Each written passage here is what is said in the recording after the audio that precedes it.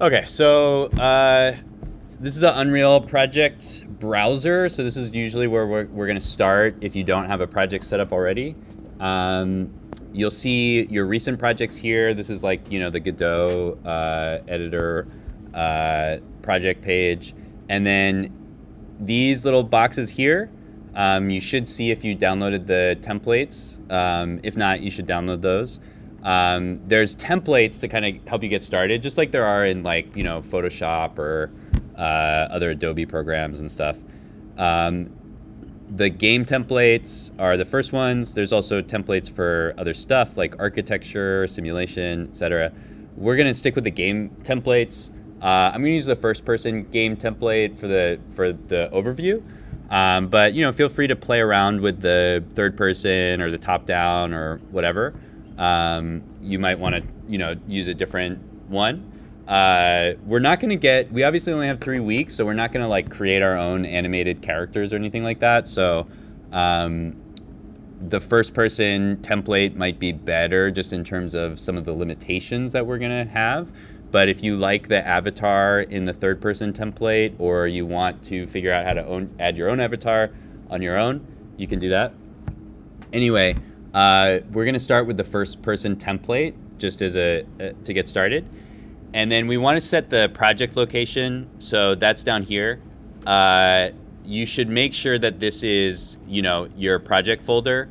As we just saw when we were, working with Godot, if you don't have your project organized, it can lead to issues with exporting and, other stuff. So we want to make sure it's organized. So make sure you have a folder. I recommend the desktop. You can also use documents is fine. So I have my MMP 270 folder. I have an Unreal project folder, and that's where I'm going to save the project. So I'll open that, and then you can give the project a name. You can really call it whatever you want. The default is my project, and whatever you name it, it's going to create another folder that has that name inside of this folder. So this folder path should not have the project name in it. Other than that, you can leave all the defaults here, and you can just click create, and that's going to create a project. And this is actually going pretty fast. Sometimes it takes a while to get set up. This is what the editor looks like. Before we get into this, let's look at the file sizes for a second, and let's review a little bit of thinking about file sizes. So I'm going to open up a text edit. We've talked about this before, but just as a reminder, when we're talking about data on the computer, the lowest unit of data is a bit. A bit is either a 0 or a 1. It's one tiny little switch on your computer memory. Okay, so it's just one teeny tiny microscopic on or off switch on your computer memory. A byte is 8 bits. So a byte can hold 8 bits. That can hold something like the red channel of a color. So a byte just has 8 bits in it. Okay, a kilobyte is 1,000 bytes. So 1 kilobyte is 1,000 bytes. That's the size of a small image. A larger image might be like 300 kilobytes. Okay. A megabyte is 1,000 kilobytes. Okay, so a megabyte is getting pretty big in terms of memory. Not a byte, a byte. Okay. A megabyte, I spelled megabyte. Megabyte. Okay. A megabyte, 1 megabyte might be like a large image. 2 or 3 megabytes might be like an MP3 song file. 100 megabytes might be like a short video, like a 5-minute video. So far, we've been in the world of kilobytes and megabytes with our games. If we look at our previous games that we've created, here's the export of my Bitsy game. It's 269 kilobytes. Okay, so it's not very big on a modern computer. That was the whole project is in that 269 kilobytes. Okay, in our Twine project, here's the export of my Twine project. The whole thing, including the images that I used, is 724 kilobytes. Okay, so it's not even 1 megabyte. Okay, our Godot project that we just worked on, the whole thing is 183 megabytes. That includes things like this song file that I didn't even actually use in the project. It includes all the art, it includes all the builds, it includes all the game. Everything that is in that project is only 183 megabytes. The game itself is only 4 megabytes. So I can share my entire Godot project, including all the images and code, with an email, because I could attach 4 megabytes to an email easily. Okay. Our Unreal project, which we just made and we literally haven't clicked on anything, is already 200 megabytes. Okay. So our Unreal project is already gigantic, and we haven't done anything. So after megabytes, we get into gigabytes, right? Gigabytes are 1,000 megabytes. We're getting into the world of gigabytes. A gigabyte is like a film that you would download on Netflix, or a really big 3D model or something like that. So we really need to be careful about the size of our projects with Unreal, because you can add one thing to an Unreal project and suddenly it takes up all of the memory on your computer and everything's running really slow and you have no idea why. And so we have to be very careful about memory with Unreal and 3D stuff in general. Okay, so that being said, let's get into the editor. We're not actually going to get quite to where a lot of the memory stuff starts to get tricky, but we just want to keep that in mind. Okay, so this is the Unreal editor. You can see it's 3D default. I'm going to close the content browser for now. But other than the fact that it's 3D and the UI looks like a little bit different, it's pretty similar to what we've been working with Godot. It's also a fully featured game engine, as I've mentioned. It has like a edit window, which is kind of like the main area. And then it has something called an outliner. This is like our scene view in Godot. This shows us what's in the scene. And then the details panel is kind of like the inspector panel in Godot. Just like Godot, there's a window and there's different types of window setup. So if you're working on, different things, you can open different windows.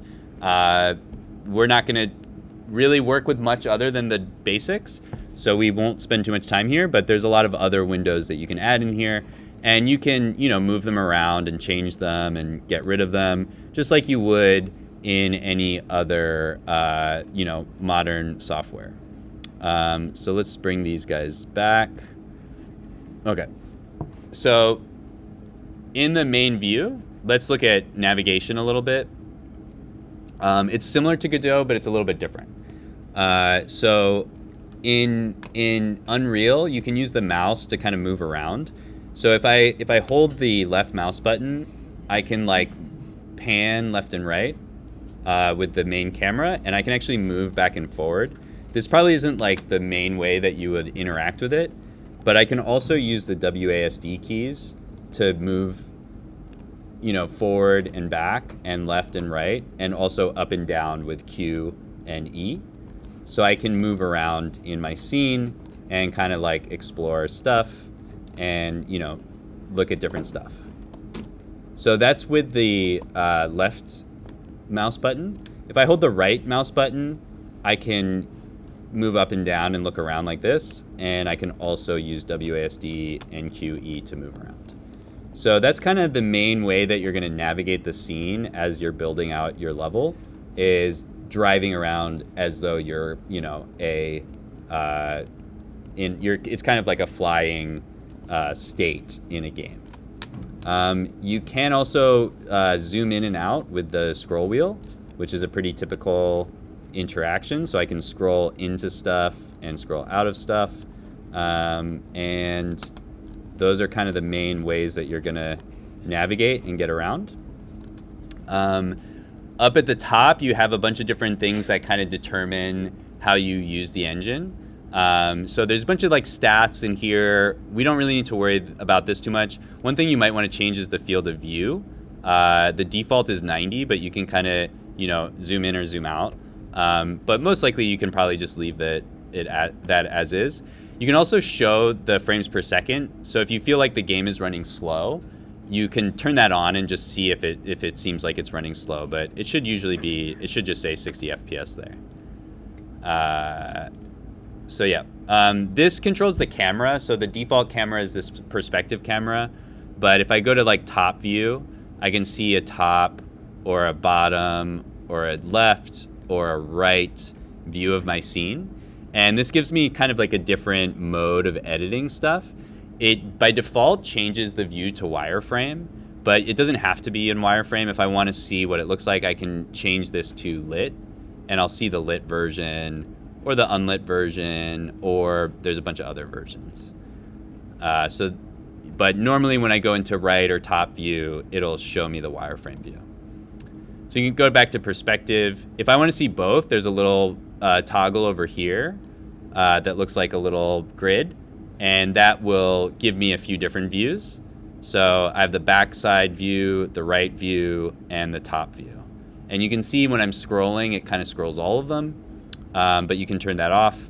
There's a bunch of different, default ways that this works. Let's go back to our perspective view. This next toggles the different ways that we see the scene. So the default scene is lit. That means you can see the lighting. So if we look at this cube, you can see there's a bright side and a dark side. There's shadows. If we go to unlit, we'll just see kind of the forms. If your scene is really complex, you might want to look at it in the unlit view so it doesn't take up as much processing power. Most of the time, we don't really worry about this. There's also the wireframe, which is good for seeing through the whole scene. So you can see, where everything is. There's a bunch of other options here that we're going to skip over for now. So let's go back to the lit view. We can also say what we want to show in the scene with this show menu. So for example, if I want to get rid of the clouds, I can just turn off the clouds. If I want to show collisions, I can do that, and it'll show me all the colliders in the scene, which could be useful. If I want to turn off anti-aliasing, it'll run a little bit faster. Most of the defaults are fine. You can just click Use Defaults. But yeah, you can turn off the grid. We actually can't see the grid from here, but it would be right there. So you can see, actually we can't really see the grid because we're kind of zoomed out, but if we go, there's the grid right there. So if you have like a completely blank scene, you might want to use the grid, but you can turn it off. There's a whole bunch of other stuff that you can toggle on and off. We don't really need to go over all of them right now. But that's where that menu is. So if you're like, I don't want to see something, maybe it's, static meshes. That wouldn't really be very useful, but you can go in there and turn it off. This guy is sort of like the quality of the rendering. So it's going to actually just figure out what is a good rendering setting for your computer pretty well. But if you want to see what something looks at a better render setting, you can turn on Epic or Cinematic, and the performance might go down, but you can see a better render quality. Or if you just want it to be super fast, you can go to low render quality and just work in that mode. I usually work in like lower medium because when I'm editing, I don't really need it to look good. But you can also just kind of, use the default, whatever it thinks is best. All right, that's this side. That's, changing all those view settings. There's a ton more stuff in there, but I think that's enough to get you started. Over here are settings about actually manipulating the scene. So we have these like 4 main ways of interacting with the scene up here, and you can quick toggle those by using Q, W, E, and R. So Q is the select object. You can just click on an object and that's it. So you can select different objects that you want to edit. So I can click on these cubes, but that's all. I can't really do anything else with them. If I go to W or move or translate, I can move these objects around on the X, Y, or Z axis. If we look over at the details for a second, I'm going to talk about the details more. But if we go to the transform, this is just like in Godot, where we have the transform for each object, you can see these values updating as I move this object. This little number here is moving. And I can set these values as well. If I want a specific number, I can say I want this to be exactly 900, and it'll go there. So I can move this around. Let's move over here for a second. You might be able to tell that I don't actually really use Unreal all that much when you see me navigate around here. Okay, next we have rotate. This is actually the E key. Oh, whoops. I didn't mean to do that. Oh, that's the F key. If you have an object selected and you kind of looked somewhere else, like I looked over here, if you hit F, it's going to zoom your camera over back there. Okay, so the rotate obviously just rotates the object. You can see it rotates by specific degrees. We'll see where to change that in a moment. And again, you can see the transform updating over here. The last one is scale. You can scale individual axes or the whole thing.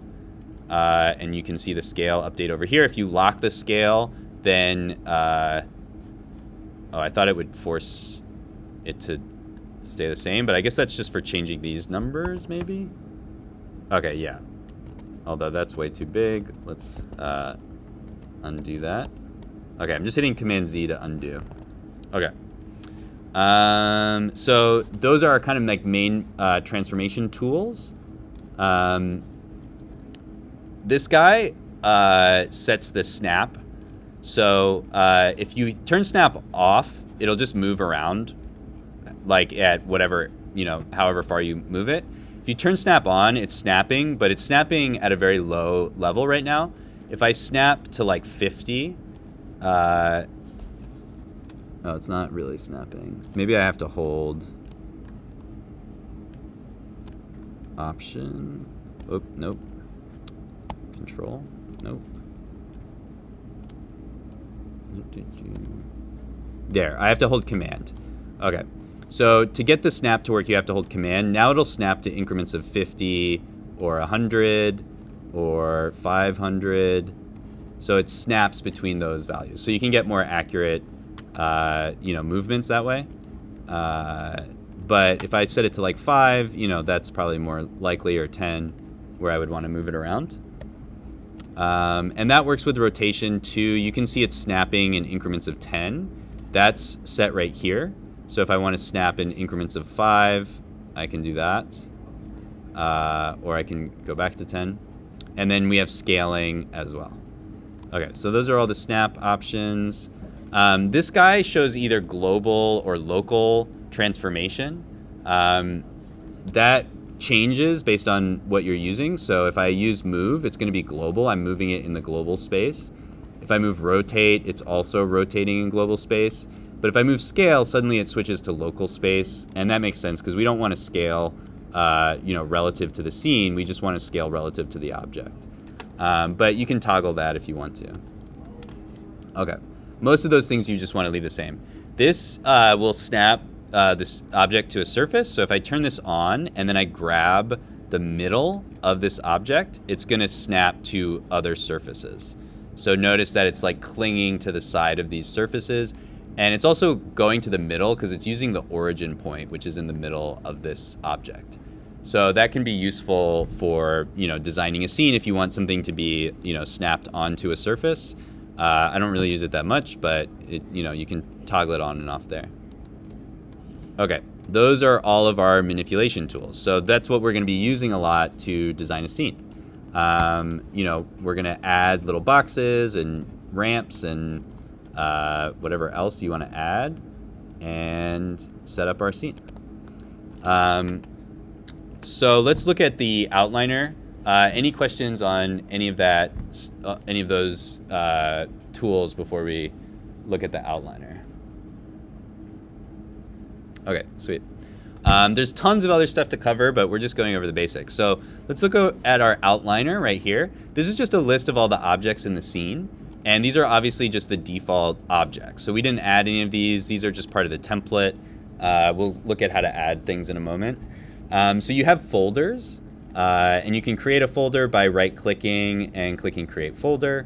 And the folders just kind of organize objects. So this folder has a bunch of stuff in it. If I want to collect those things or see all those things, I can click on the folder and select all the children.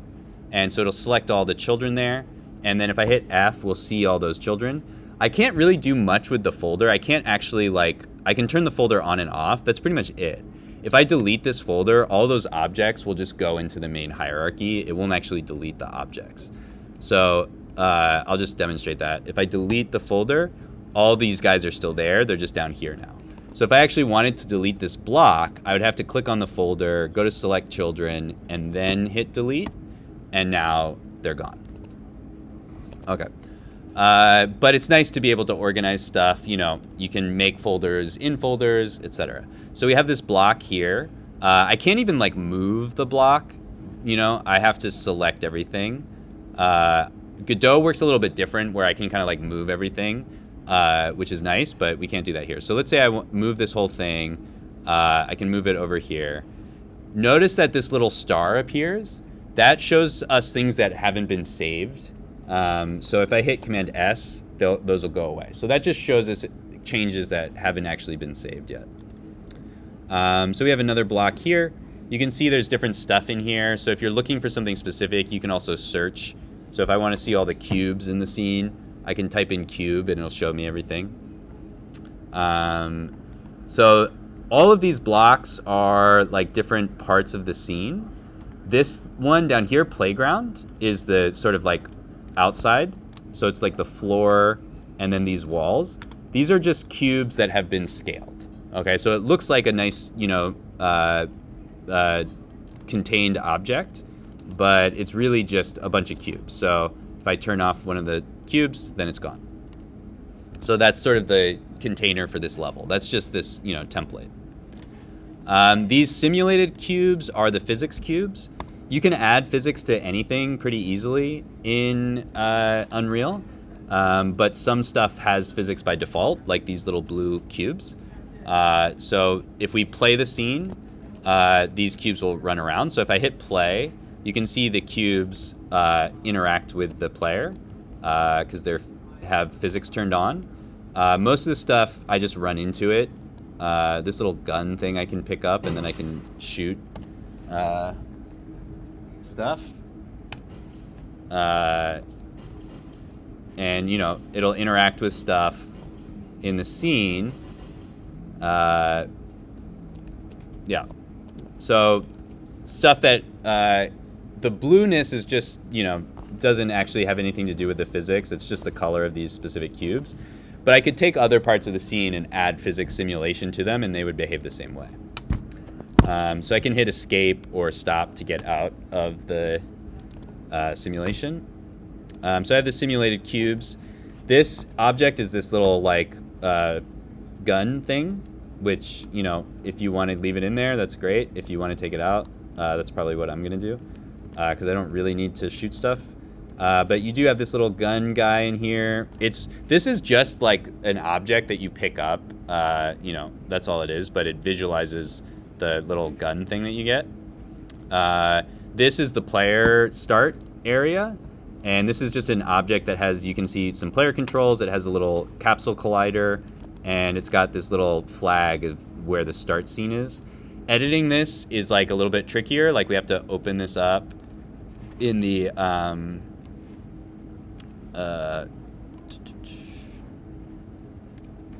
we have to open it in, where is the button? Well, let's look at that later, actually. Let's keep going for a second. Okay. So that's the player start. You don't really have to change anything there if you don't want to. This is some text that just says, this is a template, whatever. We don't really need that. We can delete that. But you can change that text and put it other places if you want to. And then the world data and minimap, we're just going to leave those alone for now, but those are just some things that Unreal uses to help with the rendering. So it breaks up your scene into different sections, and it only renders the sections based on where you are in the scene. So it helps with the performance. Okay, so now let's look at the details. So let's grab an object. I'm going to grab another one of these cubes, and we'll look at some of the details. So I'm going to bring up the details view. This is like the inspector in Godot. So it has everything that's associated with this object. If you have all turned on, there's like a million different things because you can change all of these different things with each object, with rendering, with ray tracing, with all sorts of different stuff. This is like, we don't really need to play with most of this stuff. If we go to general, you're going to see the things that you're actually going to want to play with. So there's the transform, this is the scale, this is the location, and the rotation. So we can play with all that stuff. And then we can also change it, the physics default. So right now it's movable. If we make it stationary, it will run into it, but it won't move. If we make it static, actually that's what static is. What is stationary? Stationary is, stationary means it can be moved like by code, but it won't be moved by the player. And then we have the default for this is movable. This is the actual mesh. A mesh is just the 3D information that defines the shape of the object. We'll talk a little bit more about that next week. And then the materials. The materials just says what color it is and what it kind of looks like. So we're going to use that as a point of entry into looking at our content. But every object in the scene has these, materials, and that's where we can start to edit the objects. Any questions on the outliner or the details? Okay, sweet. All right, so each object is made of a mesh and a material. The mesh is the shape. The material is how it interacts with light. So the mesh is like what shape it looks like, if it's a cube or a circle or a sphere or like some crazy, monster or something like that. The material is how does the light in the scene interact with it. So what color it is, if it's shiny or opaque or transparent, all those different things. So every 3D object has these two things, and we can, swap them out or change them. Everything in Unreal has a little folder icon, and that shows us where it is inside of our content folder. So if we click on the mesh, it shows us it's one of these cubes. If we click on the material, it shows us it's one of these materials. And so that's where we can start to actually edit stuff. So let's actually look at that for a second. I'm gonna go into a little slightly wider view for a moment. And so you can see that this scene is comprised of a bunch of objects, and they have the same materials and colors, but they have different shapes and positions and stuff. Okay, so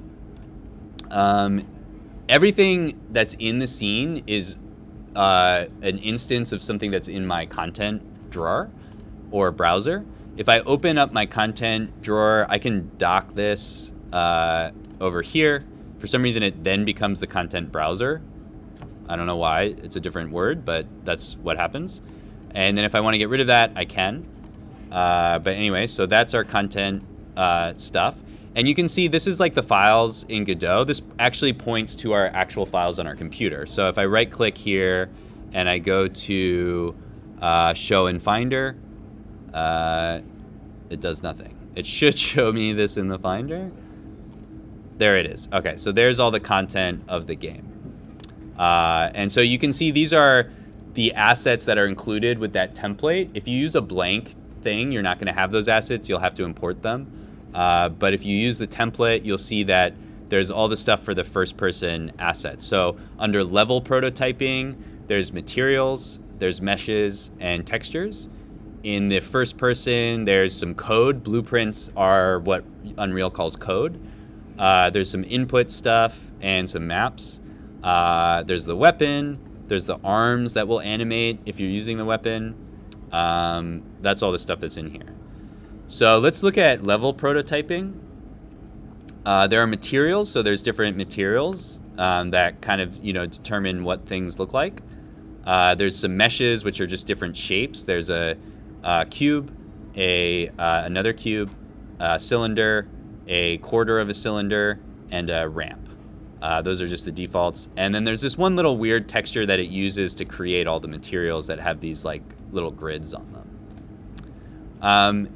If you want to add other stuff in here, you could make a level just with this stuff, but you probably want to add other stuff in here. This is where this add button will become useful. So if I click add and I go to import to, this is gonna bring up the file browser. I can import stuff that I download from other places. I'll go over how to do that a little bit in another lesson. If I go to add and go to feature or content pack, I can add different templates. So I can add the content from these different things. If I go to content, there's a thing called starter content, and this has a ton of stuff in it that you can just throw into your game. So you can add that to the project, and it adds this folder called starter content, and there's a crazy amount of stuff in here. If we go back to our Finder for a second, you can see starter content. It has architecture, it has audio, it has code, it has, this is just a light map. It has other maps. It has a bunch of materials, brick, rock, all sorts of stuff, wood. It has some particle systems. It has some random props like a ceiling lamp and stairs. It has some random shapes. It has some textures. There's a bunch of stuff in here. And you can see by adding the starter content, our project is now 850 megabytes. So it started out as 200, now it's 800. And we just clicked one button. So, keep track of the project size. Okay, so if we want to add stuff into the scene, it's very easy. So let's say I want to add a shape. I can go into the shape. Here's a cone. Just throw it in there. There we go. We've got a cone. And now I can play with the cone. So let's look at the cone. I'm going to hit F. Okay, let's say I want the cone to look more interesting. I can go to materials, and I can just throw a material onto the cone. That one didn't work for some reason. Oh no, that's just what it looks like. Oh no, it's just loading. Okay, so now I have a cobblestone cone. That doesn't really make a lot of sense, but maybe that'll look cool. And there's another material that's sort of glowing. So we can we can just drag and drop most of this stuff in there. If I want a wood cone, there we go. I have a cool wood cone. Maybe I want a ground material on my cone. It's getting stuck to the floor for some reason. Let's Command Z. It doesn't want to add. There we go. Okay. So yeah, you can add these different materials. So at least for today, I don't really recommend going much beyond the starter pack content. Next class, we'll go over how to add other sources of content. But that'll start to balloon the project size very quickly. So we want to be careful about that. But for now, let's just stick with this stuff. So we have shapes, we have architecture stuff, we have props, and we have materials. Okay, so let's go over a little bit about how this works, and then I'll stop. Okay, so I'm going to click on one of these cubes again, and I want to show you guys how this works. I'm going to actually close the content browser for a second. Okay, so this cube has a blue material, and if I want to change the color of the cube, I can change this material, but the material applies to all of the cubes. So if I change the color of this material, it'll change all of the objects that have this material. If I want to just change the color of one thing, I need to make a separate material or apply a different material. So I'm just going to go over that real quick. So here's my material. If I click on the content browser, there's that blue material. If I double click on this, it opens a completely different window where I can edit the material. So there's the preview of the material, and I can go to the surface properties, and I can change the color. So let's make it pink, click OK, and then save it, and we'll get out of here. And now all of my cubes are pink. Okay? So that's what happens if I edit the original material. Let's undo that for a second and think, what do we do if we want to make one blue cube or one pink cube but leave the rest blue? In that case, I need to make my own material. So I'm going to go back to the content browser. Instead of editing the material, what I'll do is I'll right click and I'll duplicate it. I'll call this pink or whatever, and I'll open this guy up and I'll change that color back to pink, maybe like that. And save. And now I have this pink material that I can throw on my cube. So I have to open the content browser, and I can make my cubes pink. So one material will apply to, multiple objects. So we can update that material, and it'll update all the objects. If I don't like that pink, I can, modify it a little bit and save it, and then exit, and we'll see that change. So that's how I can add different materials and edit different materials, and add stuff into the scene.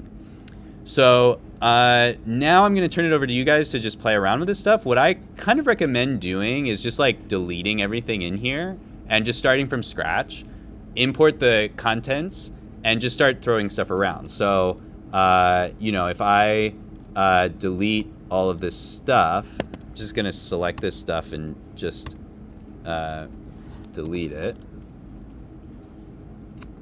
It won't let me.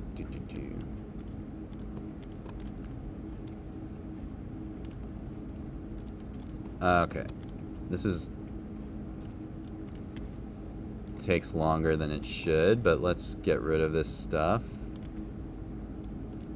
Don't delete the player. If you do, you can re-import it, there's also this whole lighting thing that I didn't talk about, but let's talk about that later. So yeah, now I deleted everything. I've just got like the little boxes and the playground, and now I can go to my content drawer and I can start to prototype. So I'm gonna go to meshes, I'm gonna grab a box and start here.